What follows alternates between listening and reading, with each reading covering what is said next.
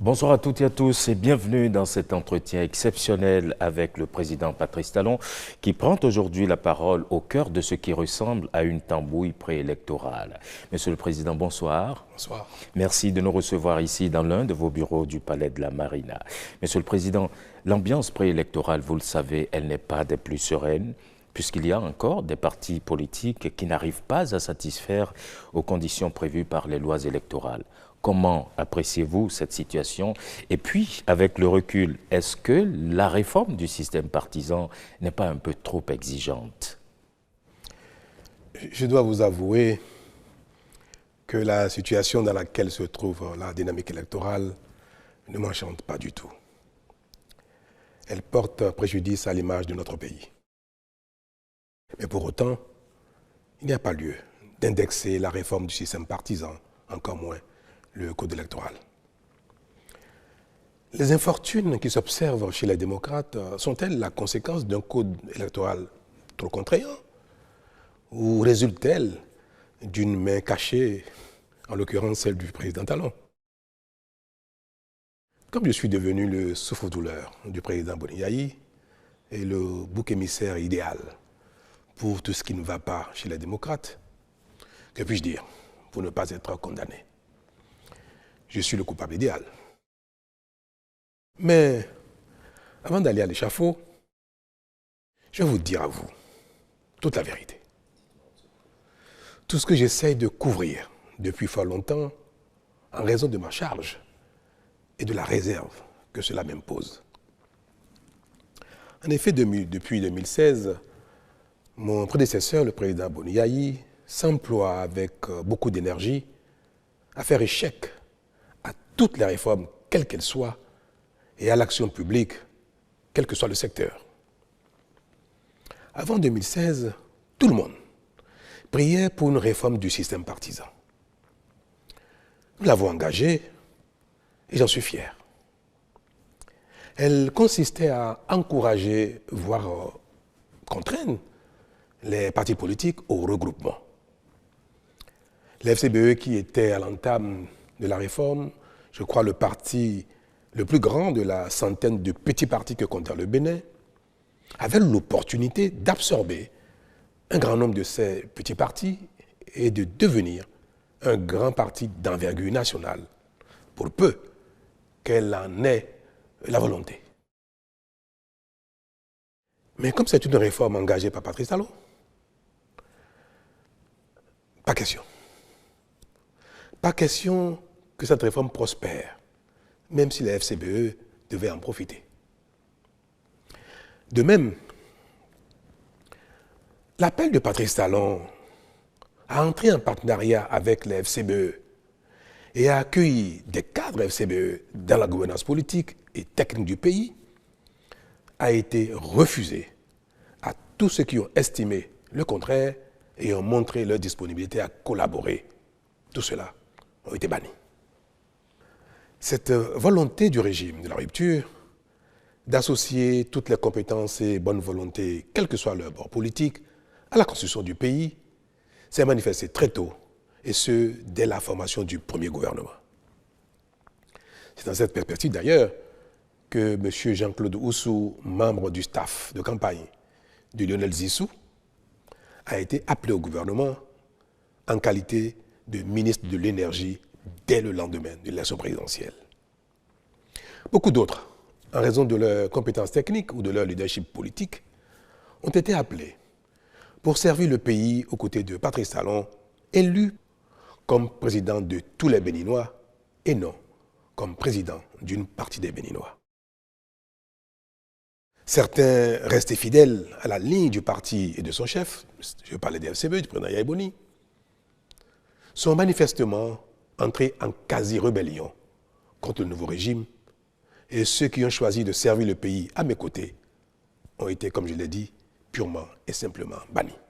Ce sont ces deux phénomènes, refus d'adhérer aux réformes politiques et refus de toute collaboration avec le nouveau régime qui ont conduit pratiquement à la scission des FCBE, puis à la création du parti Les Démocrates. Je résume. Et je peux vous dire que le point d'orgue de cette opposition radicale de principe a été atteint à l'occasion des élections de 2019. Mais de quoi s'est-il agi concrètement, Monsieur le Président? Mais vous n'avez pas manqué, en tant que Béninois, de suivre les événements, tout ce qui s'est passé au Parlement, puis à l'occasion de l'élection, avec les drames qui ont suivi. Souhaitez-vous que j'aille dans le détail? Allons-y, on veut bien comprendre, Monsieur le Président. Je crois que c'était en février 2019 que j'ai reçu ici au Palais l'ensemble des partis politiques représentés au Parlement. Parce que nous venons d'engager la réforme du système partisan. Les textes adoptés qui répondaient parfaitement à l'attente de tous avant 2016, ces textes ont commencé à être boudés par une partie de la classe politique, notamment les FCBE d'alors. Et ils ont estimé que les nouveaux textes n'étaient pas convenables, trop rigides, et risquaient de ne pas les faire gagner des élections. Mais comme nous sommes au début du processus et qu'il fallait trouver un terrain d'entente, j'ai accepté que l'ensemble des acteurs politiques au Parlement se mettent ensemble pour trouver les textes qui, selon eux, permettraient à tout le monde d'aller aux élections sereinement, tout en engageant la réforme du système partisan. Ne pas rester au statu quo de notre passé connu, excusez-moi le terme, de pagaille politique, mais d'engager une réforme qui reste à la portée des uns et des autres. Des rencontres ont eu lieu au Parlement, sous la présidence de président Ongbedi, président de l'Assemblée à l'époque, et un consensus a été trouvé. L'ensemble de tous les acteurs représentés au Parlement ont abouti à un consensus. Je crois que ce consensus a été consigné dans un document le 18 mars 2019. Ceux représentant l'opposition dans le comité sont allés voir le président Yahya Boni pour lui présenter le consensus. Mais tenez-vous tranquille, le président Yahya Boni a refusé que le consensus soit adopté, que les tests prévus pour être votés afin non seulement d'engager la réforme, mais de permettre à tout le monde d'y aller plutôt aisément. Ces tests ont été refusés par le président Boni Yaye, qui a dit aussi, ceux qui sont venus le rencontrer, que les choses n'ont qu'à rester en l'état, que si l'élection ne doit pas avoir lieu, elle n'aura pas lieu, et que nous verrons bien. La mort dans l'âme, ses propres représentants revenus au Parlement ont indiqué que, bien qu'ils aient travaillé au consensus, bien que les nouveaux tests devant être pris leur convenaient bien, mais que la ligne du parti ne permet pas d'avancer et de signer quoi que ce soit. Et encore moins de voter de nouveaux tests, puisqu'il était prévu que les tests changent.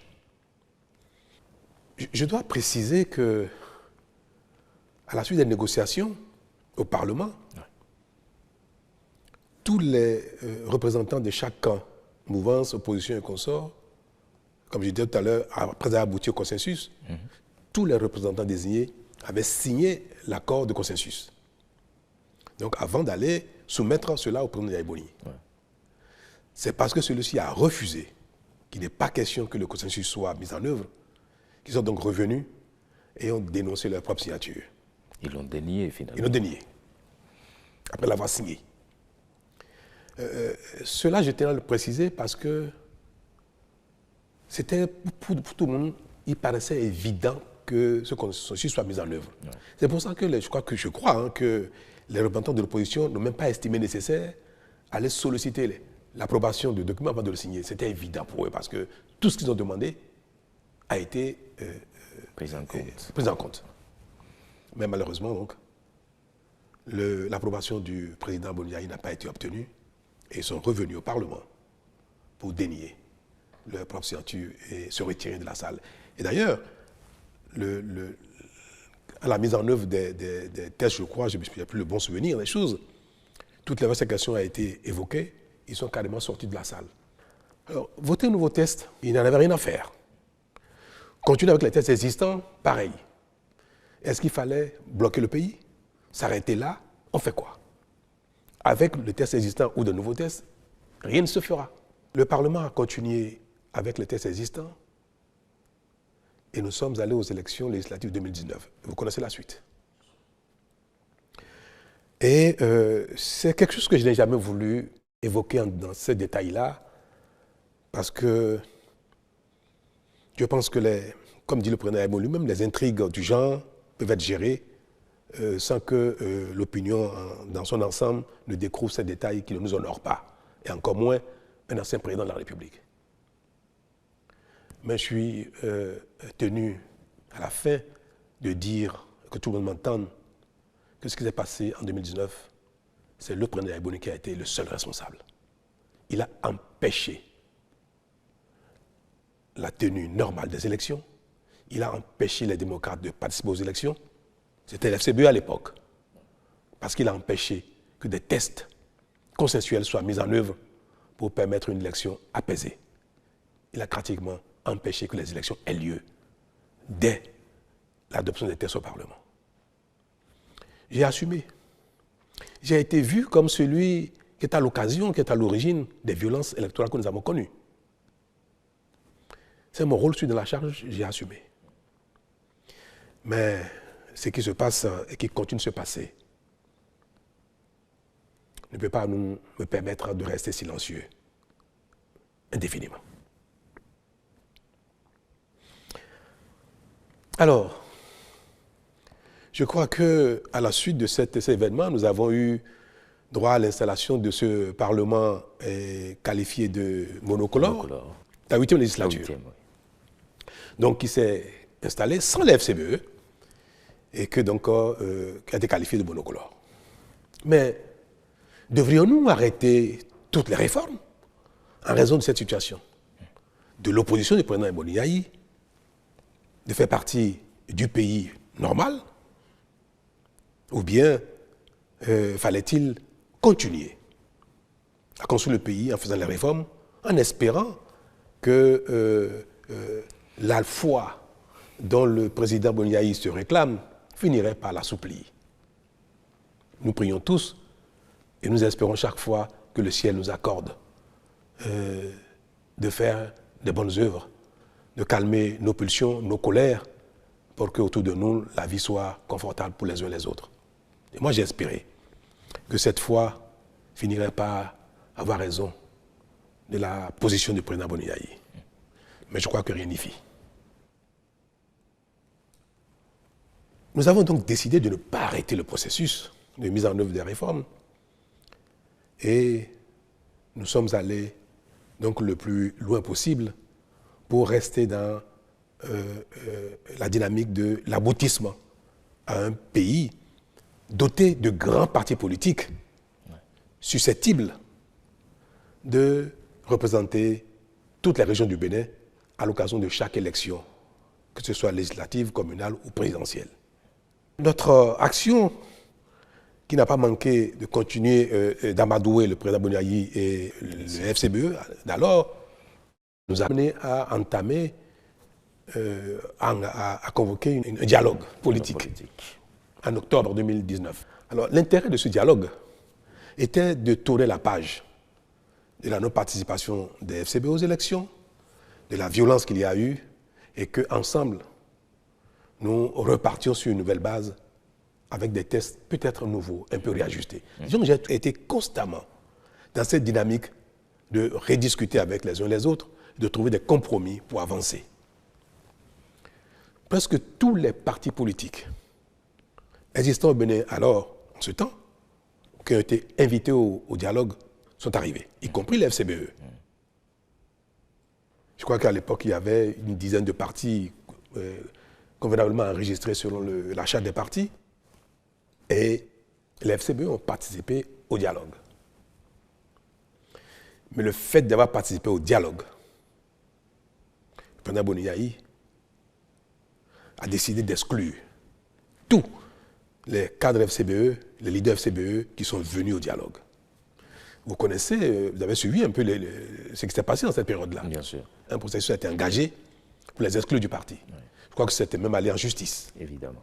Je crois que le président Boni n'a pas réussi à les exclure du parti et le parti devait rester dans son intégrité avec tout le monde. C'est ce qui a fait partie le président Boni avec certains et qui a donné lieu à la création des démocrates. Donc ce parti est né du fait de la participation des FCBE au dialogue politique. Il ne fallait pas que les FCBE participent à des échanges dits dialogue politique. Voilà la situation dans laquelle nous avons été jusqu'à la création des démocrates en 2020, je crois. Oui, 2020. Je crois. Puis le pays a continué son chemin jusqu'à l'avènement des élections législatives de 2023. Je passe les détails, ce qui s'est passé jusque-là. Mais je n'ai pas arrêté de faire le charme aux uns aux autres, de les amadouer, de les supplier même de venir et prendre le train en marche. Et en effet, les démocrates se sont résolus à participer enfin aux élections.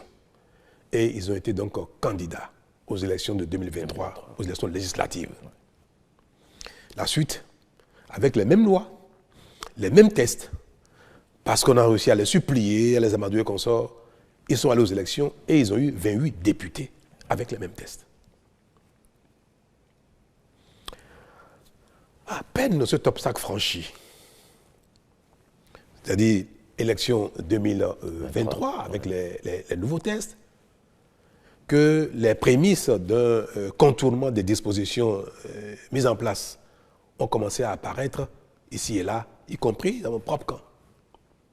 C'est-à-dire que après 1 an, 2 ans, 3 ans d'efforts, de sacrifices des uns des autres pour rester dans de grands ensembles et aller aux élections, je crois que nos démons nous ont rattrapés.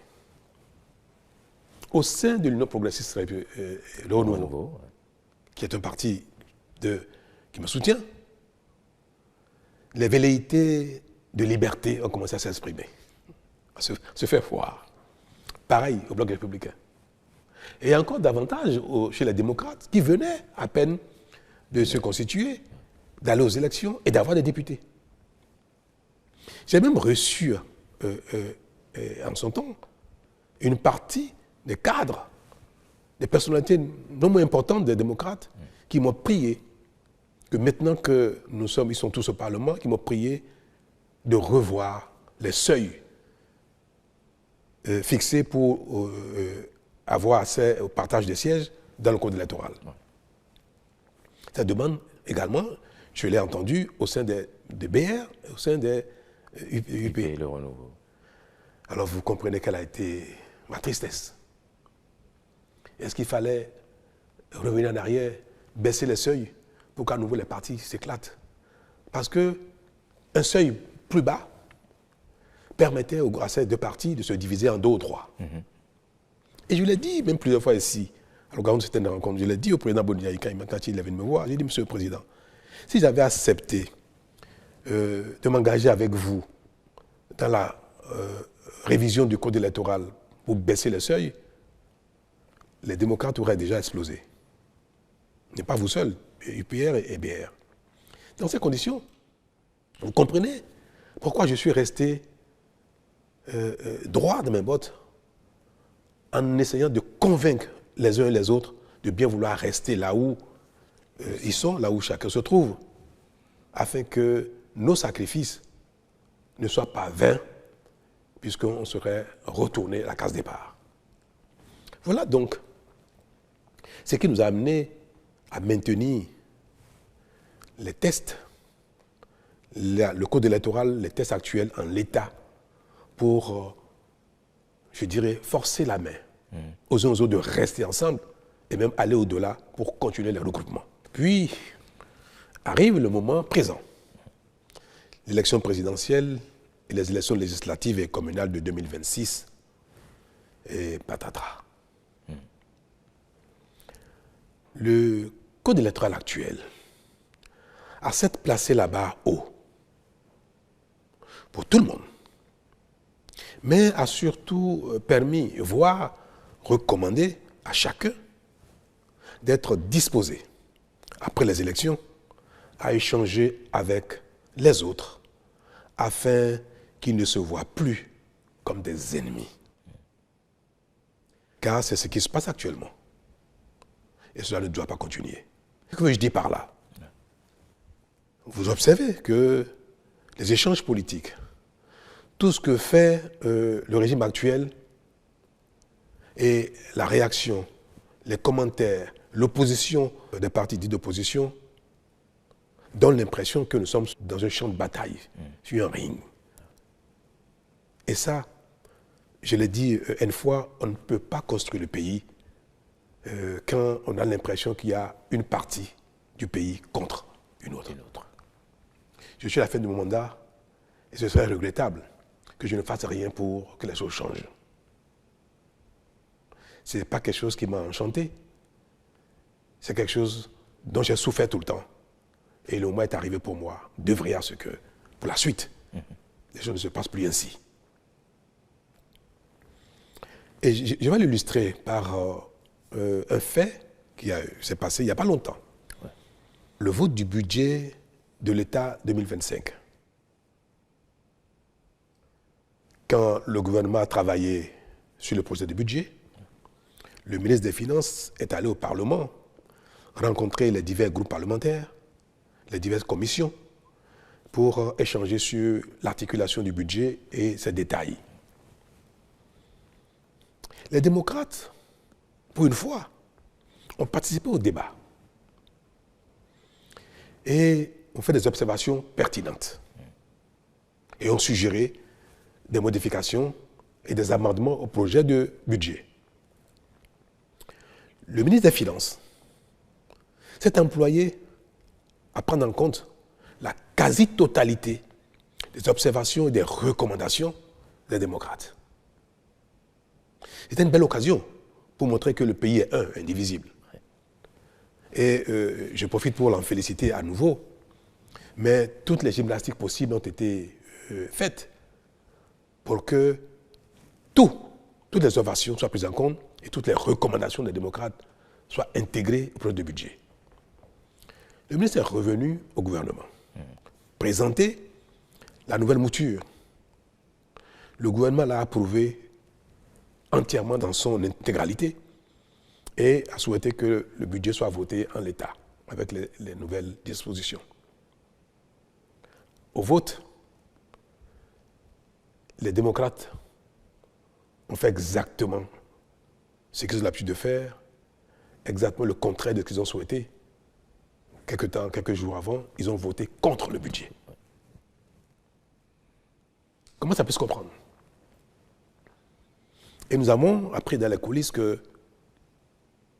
le compte rendu qui a été fait au président Yahya Boni pour solliciter son accord avant de voter le budget, que ce accord n'a pas été obtenu et que le président leur a interdit de voter le budget, bien que celui-ci ait pris en compte la quasi-totalité de leurs observations et recommandations. Ce n'est pas acceptable. Et vous voulez que, passant la main, je ne sais pas à qui, que je ne recommande pas que le pays continue ainsi. On a l'impression que la compétition politique s'exerce dans une adversité éternelle. Qu'après les élections, les partis ayant été en course deviennent des ennemis. Mais ça ne se passe nulle part comme ça. C'est vrai. Cela arrive quelquefois dans quelques endroits du monde. Mais pour un pays où tout est à construire, le consensus est indispensable pour non seulement faire les efforts nécessaires, engager nos populations dans les efforts, présenter aux partenaires de développement que nous sommes, nous voyons tous le développement du pays comme un impératif et que nos guerres ne sont pas de nature à empêcher les grandes actions et notamment un budget. Vous voyez ce qui se passe en France? La France peut se permettre de ne pas avoir un budget. Le pays est grand. L'industrie, le commerce fonctionnent parfaitement sans l'État. Et l'État n'est pas le principal acteur économique. Au Bénin, la paralysie de l'État serait une catastrophe. Donc on ne peut pas. Pendant qu'ailleurs, les gens s'entendent, qu'ils soient de bords différents, pour travailler ensemble, pour trouver un consensus, on ne peut pas ici, même si un consensus est trouvé, dire que nous sommes des ennemis et dire qu'il faut que le pays soit bloqué, paralysé, pour peut-être qu'il y ait des élections anticipées, ou qu'il y ait des coups d'État, ou qu'il y ait je ne sais pas quoi. C'est malheureux. Et je prie tous les dieux pour que l'avenir du Bénin ne se conjugue plus en de tels combats politiques et autres, en de telles dynamiques de confrontation éternelle. Et c'est bien pour ça que je suis aujourd'hui favorable à ce que nos tests, le code électoral et autres, obligent les gens, certes à aller en compétition, mais à travailler après ensemble pour l'intérêt national. Et je l'ai dit aux jeunes que j'ai rencontrés il n'y a pas longtemps ici au Palais. J'ai dit, mais qu'est-ce qui oppose UPBR? Qu'est-ce qui oppose UPBR et les démocrates? Qu'est-ce qui nous oppose fondamentalement? Si ce n'est une question de feeling. Nous avons les mêmes besoins d'eau, d'électricité, de routes, d'emploi, de bonne santé, d'éducation. Et ces choses-là ne relèvent pas d'une idéologie. On peut aller à la compétition, mais on peut travailler ensemble. Et le monde va ainsi. Regardez en Allemagne. Nous avons vu pendant longtemps que la CDU et le FDP, je crois, qui ont souvent des partis challengers, qui se challengent, qui vont aux élections ensemble, c'est-à-dire les uns contre les autres, une fois les élections finies, ils se mettent ensemble pour gérer le pays. Et chacun apporte sa pierre à la réflexion, chacun apporte sa contribution à la définition de la politique nationale. Et on a pu observer qu'à la suite de ça, la même CDU avec le SPD, pareil. Partout dans le monde aujourd'hui, regardez en Europe, on observe bien que les populations ont beaucoup évolué, les peuples ont évolué, la dynamique démocratique a évolué, les libertés ont évolué. Donc, il n'est plus convenable qu'un seul camp dise qu'il détient la vérité et qu'il s'impose aux autres. Il faut mettre les vérités ensemble pour construire un pays. Mais mettre les vérités ensemble requiert dans un système démocratique que d'abord les vérités se confondent dans les urnes. Une fois que l'un a gagné, parfois on peut gagner une élection à une voix près. 49,49% peuvent perdre au profit de quelqu'un, d'un groupe qui a fait 51,01%. Ça ne veut pas dire que les 49% ont tort. Non, il faut que pour construire le pays, les responsables, les divers leaders se mettent ensemble d'une certaine façon pour définir la conduite du pays, chacun dans son rôle, chacun dans son couloir, chacun selon ses compétences. C'est bien cela, et de ça qu'il s'agit. Et c'est pour ça que j'ai dit aux jeunes, mais demain, après les élections, si les démocrates gagnent, pourquoi ils ne travailleraient pas avec l'FCBE? Pourquoi pas aussi avec peut-être UPBR? Que si le BR gagne les élections, UP, pourquoi ils ne travailleraient pas avec les démocrates, soit au Parlement, soit même dans un même gouvernement? Moi, j'ai fait ça. C'est des choses qui peuvent arriver si, pour autant que les uns les autres veuillent bien le faire. Le code actuel prescrit cela. Est-ce que c'est mauvais que notre code électoral demande aux partis candidats de dire s'ils ont l'intention, après les élections, d'échanger, de collaborer pour la gouvernance du pays? Et si vous le dites, vous avez un bonus. C'est-à-dire les partis politiques qui disent, après les élections législatives, après les élections communales, après les élections de manière générale, nous sommes capables de travailler ensemble, ils ont un bonus. Et le bonus, c'est que pour les législatives, les 20% qui sont exigés par circonscription électorale, on vous permet de les sommer ensemble. Même si vous n'avez que 10% dans une circonscription, dès lors que vous dites, je suis prêt à travailler, à discuter au Parlement avec un autre groupe qui a 12%, eh bien, vous bénéficiez de ces 12%. C'est une technique pour amener les gens à commencer à se parler. C'est tout. Ouais. Et bien ce code-là, on l'attaque. Tout le monde est en train de signer des accords de gouvernance et parlementaire. mais les démocrates ont refusé. Le président Yaïboni a refusé que les démocrates signent un quelconque accord avec qui que ce soit, y compris la FCBE. La FCBE est une partie d'opposition, même modérée. C'est un parti d'opposition. Si les démocrates avaient signé avec la FCBE un accord de gouvernance et d'accord parlementaire, le duo candidat à l'élection présidentielle des démocrates ne serait pas tombé, malgré la défection d'un de leurs. Oui. Parce que la FCBE dispose, je crois, de 6 ou 7 combien de parrainages. Les parrainages de la FCBE auraient permis aux démocrates d'être présents aux élections. Donc ils ont choisi de marcher sur la corde raide, sur le fil du rasoir. Ils se sentent si forts, c'est très bien. Mais en ce moment, quand on a choisi de marcher sur un fil et qu'on tombe, il ne faut pas chercher les boucs émissaires ailleurs. Okay. Je suis malheureux de le dire, de le répéter.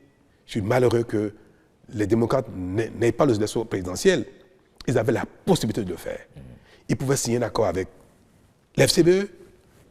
Et moi, j'ai demandé même à l'UP et au BR de rester disposés à signer avec les démocrates un partenariat ou un accord de gouvernance. Si je l'ai dit publiquement, devant le peuple, avec les jeunes, c'est parce que c'est ma consigne.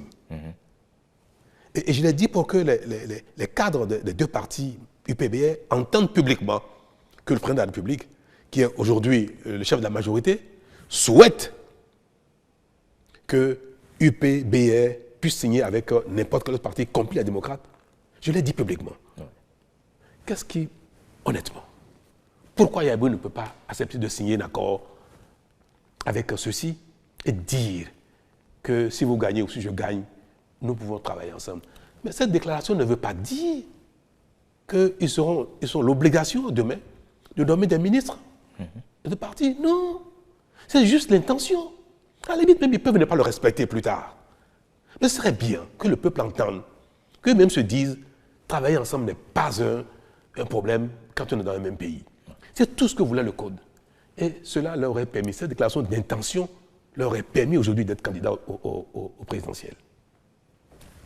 Si vous permettez, allez-y, monsieur le président. L'élection législative arrive bientôt. Ouais. Le Code dit qu'à défaut d'accord de gouvernance, à défaut d'accord parlementaire, ouais, chaque liste, chaque parti devra réaliser 20% de suffrages, obtenir 20% de suffrages dans chacune des 24 circonscriptions législatives. Aujourd'hui, aucun parti n'est en mesure de le faire. Peut-être que demain, ils le feront. Ni UP, ni BR, ni FCBE, ni MOEL, ni RN, même les démocrates, en tout cas, ils ne l'ont pas. Je ne sais pas s'ils y parviendront. Nous voulons y arriver là. Nous voulons y arriver. Que demain, nos partis soient d'envergure pour pouvoir être représentatifs partout. Et que partout dans le Bénin, les gens se sentent concernés par l'action d'un parti, le pouvoir d'un parti. Même si le parti n'est pas majoritaire partout, que le parti soit présent, suffisamment présent partout. Comme on n'y est pas encore, et que nous demandons aux gens de se regrouper pour y arriver, mais en attendant d'y être, on demande aux gens de faire des déclarations d'intention. Rien que ça. Que les démocrates disent, je pourrais travailler avec les BR après les élections. En quoi vraiment? C'est noble comme intention. Oui. Ça peut les influencer demain à être un peu disponibles. Mais en quoi c'est une contrainte? Oui, et cela leur aurait permis bientôt d'aller aux élections législatives sans être soumis à la satisfaction de ces 20% exigés. Et ils pourront avoir peut-être 50%, 60% du Parlement. Peut-être qu'ils auront 80 députés sur 109, rien qu'avec cette déclaration d'intention. Moi, je fais tout pour amener les uns les autres à travailler ensemble, à ne plus être des ennemis, au moins à déclarer leur intention de non-agression.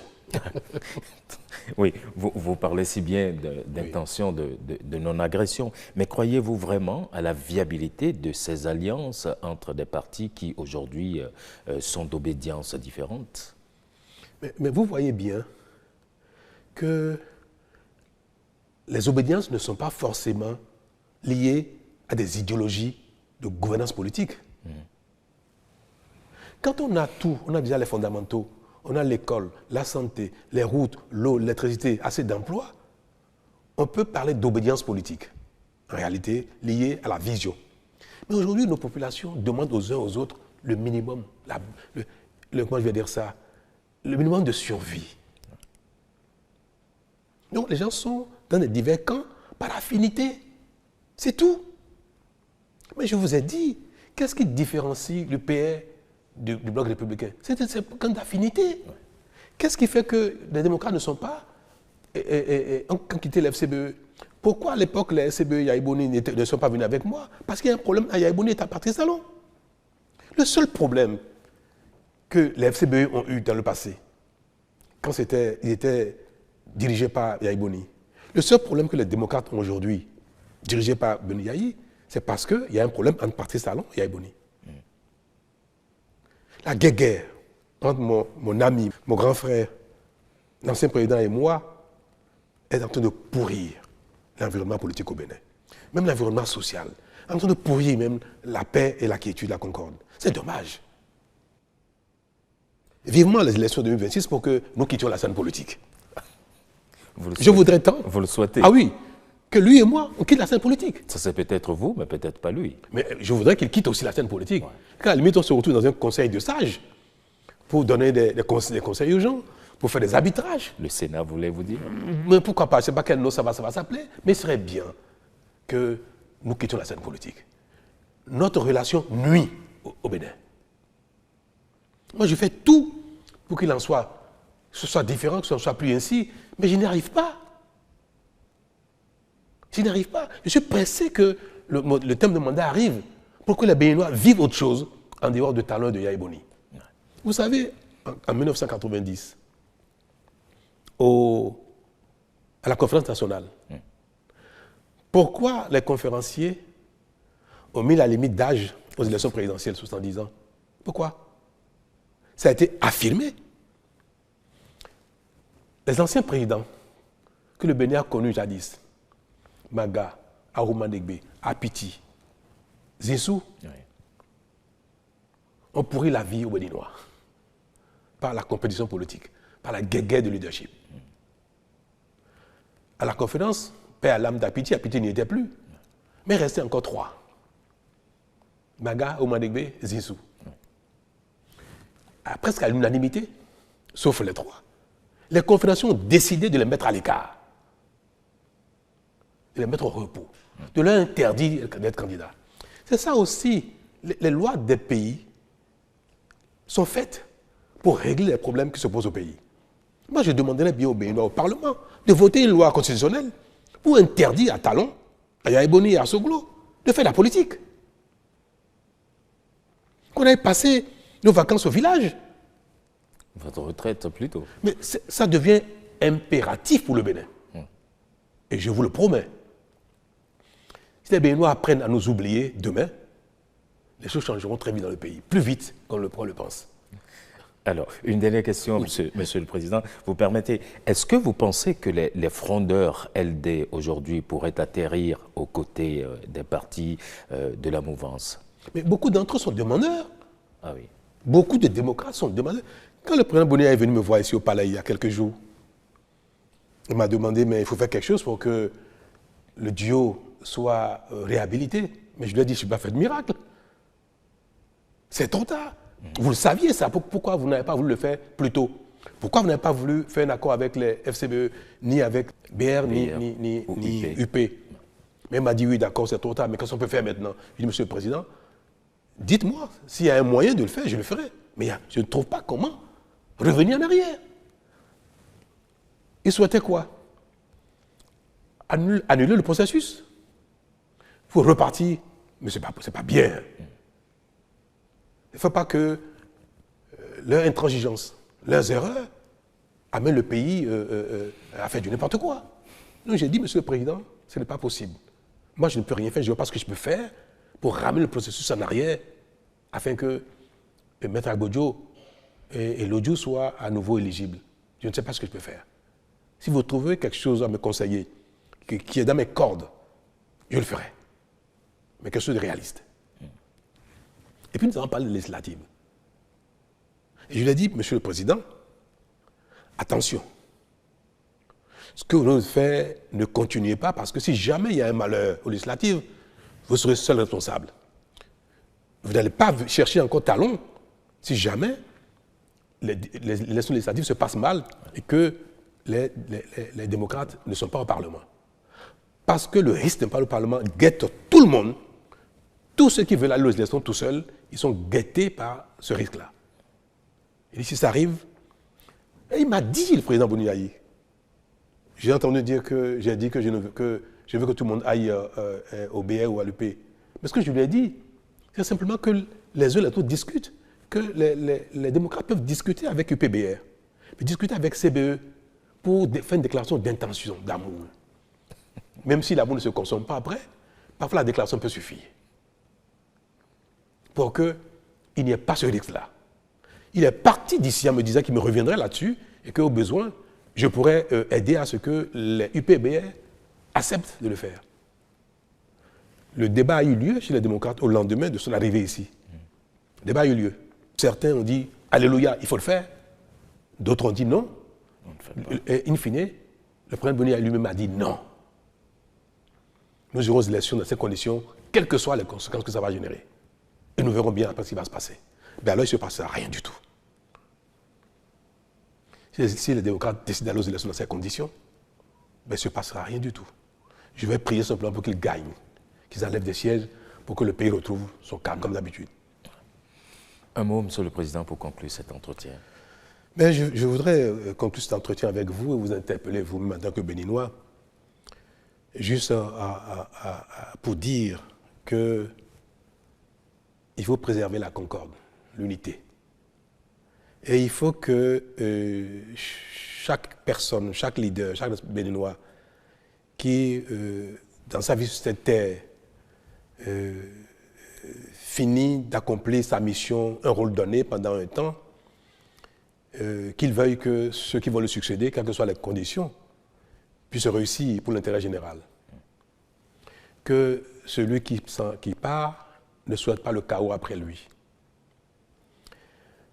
Je veux dire que la compétition politique ne doit pas se faire au détriment du pays. Malgré nos déceptions, malgré nos divergences, il ne faut pas que nous soyons ennemis au point de compromettre l'intérêt général. Moi, j'en ai donné le signal. J'ai travaillé avec des FCBE au lendemain de mon arrivée à la fonction. Jusqu'à aujourd'hui, je continue de le faire. L'ancien Premier ministre Zinsou, qui a été mon challenger aux élections de 2016. Aujourd'hui, il travaille avec le Bénin, il travaille pour le Bénin. Il fait des choses extraordinaires. Moi, je suis admiratif de ce qu'il fait. Il nous accompagne beaucoup, il nous aide beaucoup. Il aime son pays. Moi, j'ai pu, en 2016, même mal juger sa capacité à se donner pour le Bénin. Et j'observe, il n'est pas président, mais il fait des choses extraordinaires pour le Bénin. Et ça, vous voyez, s'il avait suivi Yaya Boni, il nous aurait privés de ses compétences. Il nous aurait privés de tout ce qui nous apporte dans le succès de notre action. C'est ce que je voudrais que chacun fasse, qu'on soit d'un bord ou de l'autre. Quand c'est le pays, on peut servir le Bénin. On peut ne pas être d'accord avec Talon, Patrice. On peut ne pas être d'accord avec la rupture. Il ne faut pas saboter le Bénin. Il y a un monsieur qui fait des posts sur les réseaux sociaux, qui est un poulain du président Yaya Boni, un projet démocrate. Un protégé, un poulain, je sais de quoi je parle, de Yaya Boni, qui raconte sur les réseaux sociaux que nul ne doit aller investir au Bénin. N'allez pas au Bénin, vous serez escroqué, vous serez broyé, vous serez mis en prison. Les Béninois sont des voleurs, ils vont vous voler, ils vont vous escroquer. L'État même du Bénin va vous escroquer aussi, vous serez broyé. C'est un Béninois qui est un des sympathisants démocrates, un proche du président Yaya Boni, qui dit de pareilles choses sur les réseaux sociaux. Mais j'aurais voulu dire au président, mais dites-lui d'arrêter, c'est pas bien, parce qu'il ne porte pas préjudice à Talon, c'est le Bénin. Il dit aux gens de ne pas venir au Bénin, n'allez jamais au Bénin. Alors, quand je vais partir, il dira quoi? Ah bon, le diable est parti, maintenant vous pouvez aller au Bénin. Mais il aura impacté négativement le Bénin. Il n'aime pas le Bénin négativement. Quand le président est venu me voir il y a quelques jours, permettez que j'aille dans ce détail de conclure. Il y a des web activistes qui sont dans la même dynamique, qui seraient en détention aujourd'hui. Par exemple, Ben Yahi m'a prié de faire quelque chose pour les libérer. J'ai dit, mais je fais quoi, Monsieur le Président? C'est la justice je ne commande pas la justice en cette matière. Il me dit, non, faites quelque chose parce que quand ils vont sortir, ils ne recommenceront plus. Je dis, ah bon, Président, vous pouvez en jurer? Il m'a dit oui. Et c'est alors que je lui ai dit, ah bon, non, vous êtes commanditaire. C'est pas bien. C'est pas bien. Donc, je veux donner un mot de fin pour exhorter les uns les autres, exhorter les démocrates à être disposés à tout, disposés à ouvrir. Et je veux interpeller surtout ceux que j'ai vus démissionner des démocrates. C'est malheureux qu'ils aient démissionné. C'est dommage. Mais j'ai entendu qu'ils ont un idéal et qu'ils ne veulent plus continuer à prêcher dans le désert. Et ça, moi, ça m'a touché. Et j'ai ici un message pour eux. C'est que si leur idéal ne peut pas prospérer dans le groupe politique actuel et qu'ils sortent de ce groupe-là, il ne faut pas que leur idéal meure. Il faut qu'ils continuent de le promouvoir. Mais le meilleur moyen de promouvoir un idéal politique, c'est d'être un acteur politique. Et c'est pour ça que, sans état d'âme, je vais inviter le ministre d'État Wadagne, candidat aux élections présidentielles. Je vais inviter l'Union progressiste de Renouveau. Je vais inviter le Bloc républicain, Moël Bénin, RN, pour les rencontrer, discuter avec eux et leur permettre même de s'exprimer leur idéal dans un cercle plus large. Parce que ce que je prône depuis, c'est d'ouvrir le champ des discussions politiques, d'ouvrir les cercles de rassemblement politique. Et il ne faut pas les laisser en rade, parce qu'ils n'ont pas trouvé bonheur là où ils sont. Mais ils sont des acteurs politiques, ils continuent de vouloir défendre un idéal, mais il ne faut pas les laisser en rade. Je serai heureux de les voir, discuter avec. Et je voudrais également que d'autres démocrates qui sont encore dans le parti influencent le président Boni Yahi, influencent les faucons du parti pour qu'ils ouvrent des discussions avec les FCBE, avec BA, avec UP, pour que les compétitions électorales ne fassent pas de nous des ennemis. Et ça, telle est ma prière. Et je vais, demain ces jours-ci, agir pour ça. Je veux le ministre Ouattara, je lui dirai qu'il doit le faire. Je veux le président Djogbenou, Biochane, Ayadji et Mme Prunesio, je vais leur dire qu'il faut aller parler avec ceux qui ne pas trouvé leur bonheur et qui sont sortis pour que le Bénin continue de rassembler ses fils qui ont de la vocation politique pour travailler ensemble pour le Bénin. C'est ma volonté, c'est ma prière. Merci beaucoup, Monsieur le Président. Merci. Merci à toutes et à tous. À très vite.